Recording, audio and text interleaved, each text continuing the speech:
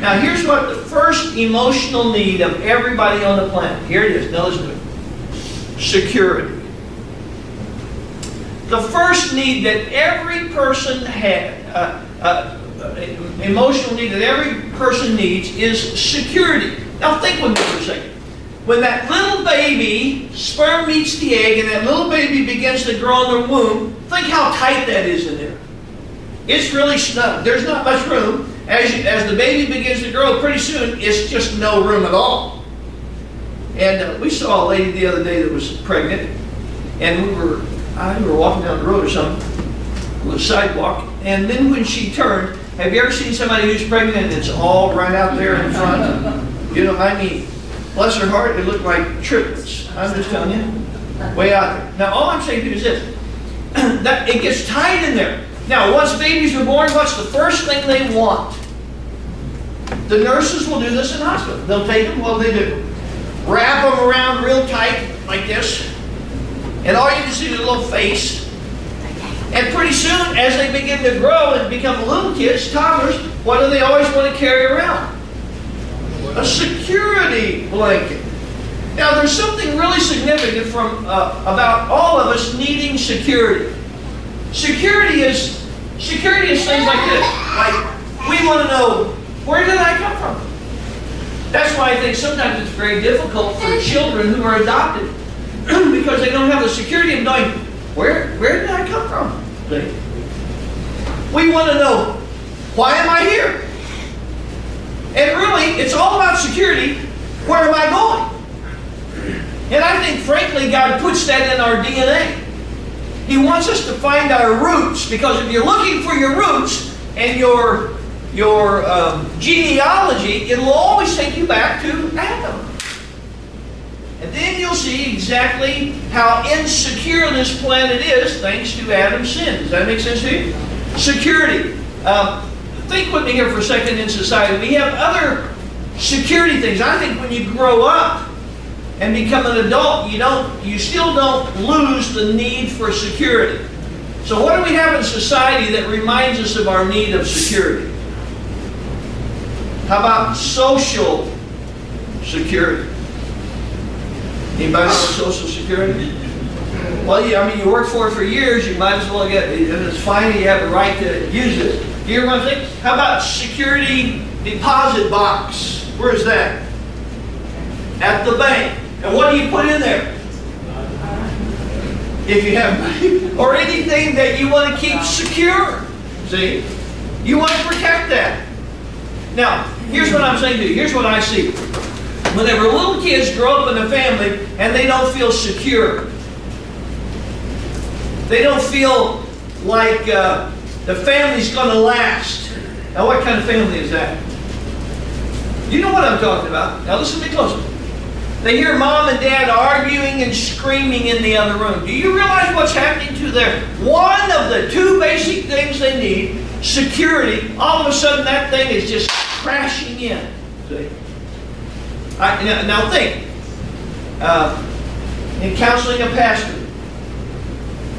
his wife, on a Saturday night, he was in his study getting ready for Sunday. And by the way, this can happen to anybody. And he said,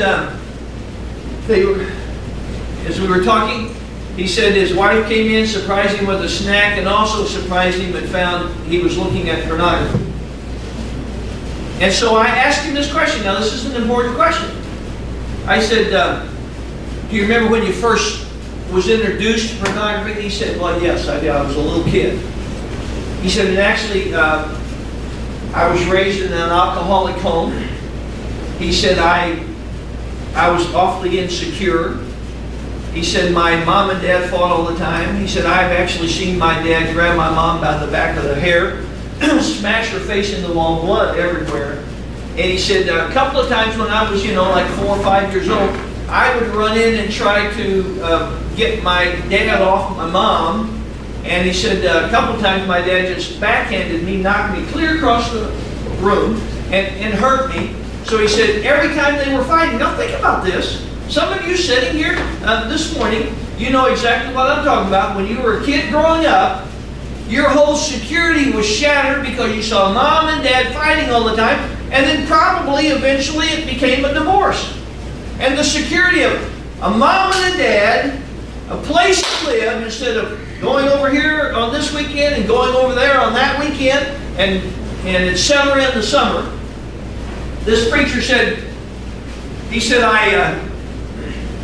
when they started fighting, I was afraid of my dad after that. He said, I would find a place to hide. He said, I used to hide under my dad's bed.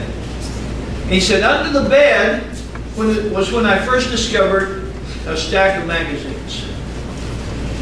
Pornographic magazines. Now think with me. In the other room, this little boy who needed security like every one of us does. This little boy his security was dying. He didn't know if he was going to have a mom when this whole thing was over. And all of a sudden he sees this stack of magazines. So while under the bed, he opens one up, and the shock of it was really, if you could just look at it this way, it was a real distraction from his whole world falling apart in the other room. And he started using that as a distraction from the insecurity that he felt every time mom and dad fought. Now, it wouldn't have to be pornography, it could be anything. Something, some addiction, drugs, alcohol, something that would distract me from the pain of not being secure in what's going on around me. How many understand what that? Do you understand what I'm saying? And he said, then in college a couple of times, he said, I had some problems with pornography. He said it was, he looked back, we started talking, he said, it was around exam time. Sometimes I didn't feel very prepared, and he said, all the pressure of that, he said, I just needed a release. I didn't feel very secure, didn't think I was going to get very good grades. I didn't think, that maybe I could not even pass, and I'd wasted all that money. Do you hear what I'm talking about? Security here. And he said, so what I did, he said, I just turned to pornography just to get some relief from the pressure of that whole thing of a college exam. And he said, then I got saved in college. And he said, that helped me a lot, to be real frank with you. But he said, there were a couple of times, and he said, one of them was the other night whenever my wife found me. He said, we've had some struggles in the church. Now listen to what I'm talking about here. And some pressure, and some anxiety. And he said, there's some people that are kind of adversarial. And guess what? His security as a pastor was taking a nosedive. So what did he do? Well, he just went back to the thing back there that helped distracted him from the problem of not feeling very secure in a home where mom and dad were fighting. Does that make sense? So one of the two basic needs that every person on the planet has is security. Am I secure? Now, I got saved as a policeman, 24-year-old cop. I always was of the persuasion that whenever a person died, they would get on a scale before God, and if your good outweighed your bad, then you get to go to heaven.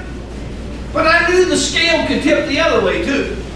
And if your bad outweighed your good, then what's going to happen to you? Go to hell. That's not very secure, by the way. Why do we call it eternal security? See, we just really want to get this thing settled because we're insecure people. We need security of life. See? That's what we need. And so in the midst of being a policeman, watching people die, getting shot at, and I shot at people, just wasn't a very good shot, and they're probably glad about that, but all I'm saying, in the middle of that, there's a lot of insecurity. I saw people dying, and I thought, now what's going to happen to me whenever I die? Well, I started going to church with my wife, and she got saved first about 3 months before me. And sitting there in church, for the first time I heard from the Bible that my belief system that if my good outweighs my bad, then I get to go to heaven, wasn't Bible. Ephesians 2:8-9, for by grace are you saved through faith. And that not of yourselves, it is a gift of God, not of works, lest any man shall boast.